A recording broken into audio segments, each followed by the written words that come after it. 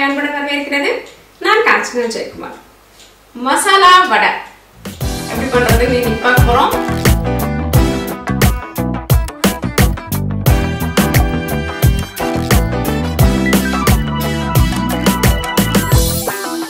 இந்த வடை தாங்க அந்த காக்கா தூக்கிட்டு போச்சே அந்த வடை தான் இது.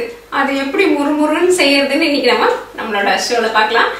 இது ரொம்பவே முறுமுறுன்னு இருக்கும், ஆனா உள்பாகம் ரொம்ப மெத்துன்னு இருக்கும். அந்த மாதிரி அந்த முறுமுறுப்பு தவறாம எண்ணெயும் அதிகமா உறிஞ்சாம சுவையான வடை சமைக்கிறது எப்படின்னு பார்க்கலாம். 1 கப் கடலை பருப்பு, 1 வெங்காயம் பொடியாக அரிந்தது, 3 பச்சை மிளகாய், 1 சிறிய துண்டு இஞ்சி மற்றும் கருவேப்பிலை இலைகள், 1 மேஜை கரண்டி சோம்பு அல்லது பெருஞ்சீரகம், எண்ணெய் பொரிப்பதற்கு உப்பு சுவைக்கு ஏற்ப. கடலைப்பருப்பு நல்லா 1 மணி நேரத்துக்கு ஊற வச்சுடுங்க. குறைஞ்சது 1 மணி நேரம் ஊறணும். அப்பதான் இந்த பருப்பு நல்லா இரட்டிப்பு மடங்கா பெருசாயிடும். அப்புறம் இப்படி கையில உடைச்சு பார்த்தீங்கன்னா உடையணும் பருப்பு. இந்த பக்குவத்துல இருந்ததுன்னா நல்லா ஊறிடுச்சுன்னு அர்த்தம். இப்போ நம்மளுடைய முதல் முக்கியமான கவனிக்க வேண்டிய விஷயம் என்னன்னா, இந்த பருப்பை ஊற வச்சிருக்கோம். இதுல எந்த தண்ணியும் இருக்கக்கூடாது. அதனால இதை மொத்தமா தண்ணியே இல்லாம வடிகட்டிடலாம்.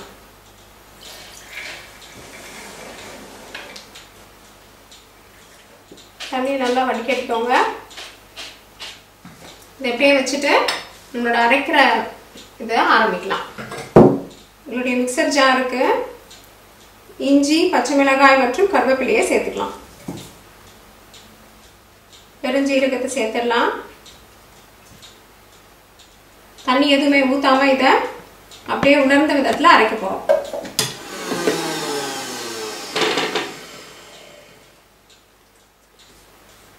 பச்சை மிளகாய் அரைச்ச உடனே உங்களுடைய மிக்சர் ஜாரை உடனே திறந்துடாதீங்க. அது ஒரு கொஞ்ச நேரத்துக்கு விட்டுட்டு திறங்க. ஏன்னா பச்சை மிளகாய் நெடி உங்க மூக்குலையும் தொண்டையிலையும் போய் உங்களுக்கு தொண்டை கமரலை ஏற்படுத்தும்.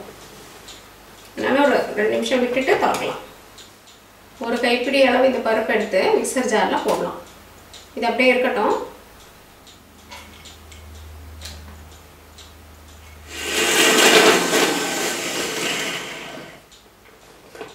ஒன்று அல்லது 2 சுத்து கொடுத்துட்டு அதுக்கப்புறம் மிக்சர் ஜாரை திறந்து பார்க்கலாம். இங்க பாத்தீங்களா, அங்கங்க பாதியா பருப்பு இருக்கு. அடிப்பாகத்துல நல்லா மசிஞ்ச மாதிரி பருப்பு இருக்கு. இந்த 2 பக்குவமுமே நம்ம வடைக்கு தேவையான பக்குவங்கள்.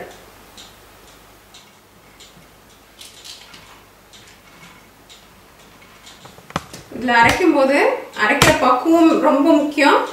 அதனால நீங்க அப்போ மூடி ஒரே ஒரு சுத்திட்டு ஒரு மூடியை திறந்து லேசா இதை அப்படி கலரி விட்டு திரும்பவும் அரைச்சிக்கலாம்.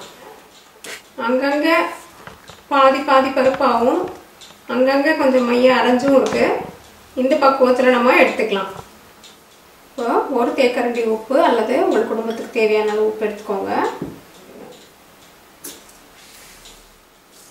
இதை நல்லா கலந்து விடலாம். நீங்க உப்பை போட்டு கலந்து விடும்போது அந்த வெங்காயம் உதிர்ந்து தனித்தனியா கையில வர்றதும் அதுல இருந்து லேசா ஒரு நீர் பசை வெளியில வர்றதையும் உணர்வீங்க. இப்போ இதை நம்ம அரைச்சி வச்சிருக்கிற பருப்பு கூட சேர்த்துடலாம். நம்ம அரைச்ச பச்சை மிளகாய் விழுது, வெங்காயம் மற்றும் பருப்பு விழுது எல்லாத்தையும் நல்லா கலந்து விடுற மாதிரி பார்த்துக்கோங்க. கை வச்சே நல்லா பிசைஞ்சுக்கோங்க. இதை நம்ம எந்த தண்ணியும் சேர்க்கல. இப்போ பாருங்க பக்குவத்தை. தண்ணி சேர்க்காமலே நம்மளுடைய வடையின் மாவு இப்படி இருக்கு. இந்த பக்குவத்தில் நம்ம பொரிச்சோம்னா மேலே மொறுமொறுன்னு உள்ள மெத்துன்னு இருக்கும் இந்த வடை. இப்போ வாங்க நம்ம அருமையான மசாலா வடைகளை பொரிச்சு எடுக்கலாம். முதல்ல ஒரு வாணலியில் எண்ணெயை சூடாக்கிக்கோங்க. எப்போவுமே நீங்கள் வடை செய்யும்போது இது மாதிரி ஒரு சின்ன பாத்திரத்தில் கொஞ்சமாக தண்ணி வச்சுக்கோங்க. அப்போ உங்களுடைய கைகளில் வடை மாவை ஒட்டிக்காமல் இது நம்மளை பார்த்துக்கும். லேசாக இப்படி கையை அதில் நனைச்சிக்கோங்க. இப்படி ஒரு சிறிய உருண்டை எடுத்துக்கோங்க. உங்கள் உள்ளம் கையில் வச்சு லேசாக தட்டி கொடுங்க. வடையின் தடிமனம் ஒரு 1/2 சென்டிமீட்டர் அளவு இருந்தால் போதும். இப்போ அதை எண்ணெயில் லேசாக போட்டுடலாம்.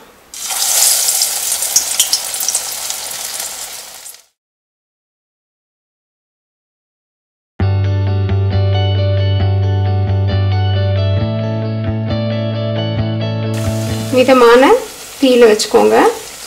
அப்போ உள்புறமும் வெளிப்புறமும் நல்லா சரிசமமாக வேகும். நம்ம வடையோட நிறத்தை பாருங்க, ரொம்ப அருமையான நிறமாக இருக்கு.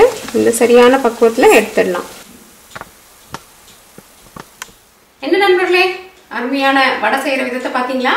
இந்த வடை நிச்சயமா நான் சொன்ன மாதிரி நீங்க பாத்தீங்கன்னா அந்த நல்ல தண்ணியை வடிய விட்டுட்டு அந்த பருப்பு கூட வெங்காயத்துல வர்ற தண்ணினாலேயே அதை பிசையும் போது அது ஒரு தண்ணி கொடுக்கும். அந்த தண்ணியை வச்சே நீங்க வடை சுட்டீங்கன்னா உண்மையிலேயே வடைகள் எப்படி இருக்கும்னா எண்ணெய் அதிகம் உரியாது, அதே நேரத்துல வெளிப்புறம் முறுமுறுன்னும் உள்புறம் மெத்து மெத்துன்னு இருக்கும். நிச்சயமா இந்த அருமையான மசால் வடையை செஞ்சு எங்களுக்கு சொல்லுங்க. உங்களுக்கு நான் உடனே பிரிச்சு காமிக்கிறேன்.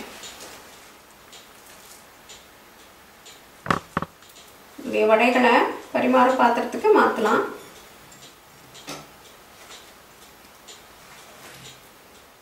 என்ன நண்பர்களே, சுவையான மசால் வடை பண்றது எப்படின்னு பாத்தீங்களா? இந்த வடையை இந்த பொங்கலுக்கு செய்து ஜமாயிச்சிடுங்க.